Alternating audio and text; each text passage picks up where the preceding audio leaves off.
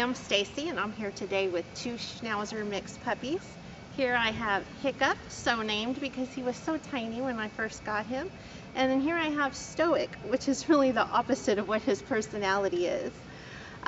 These two siblings are very sweet puppies, very playful and very loving.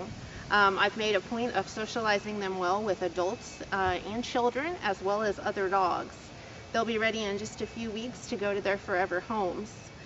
They are crate trained, and we're just starting to work on house training right now.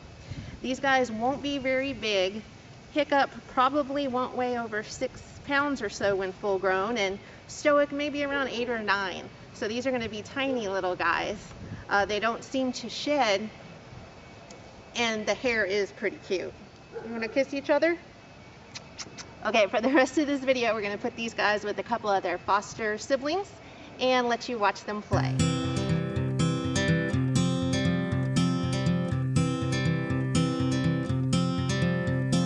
Hold on to me as we go,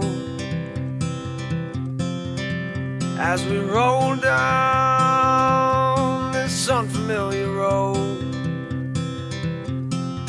And although this wave is stringing us along,